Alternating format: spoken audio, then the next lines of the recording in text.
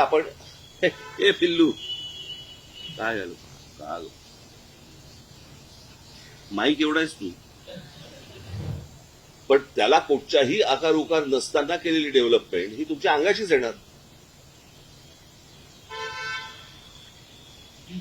काय होतंय आपण हे पिल्लू इकडे इकडे इकडे वरती काय झालं का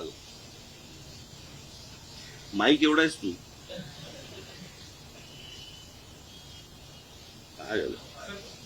काय ह्याचं नाव रायनो काय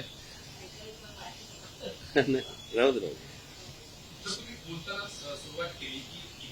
बोलताना सुरुवात केली म्हणजे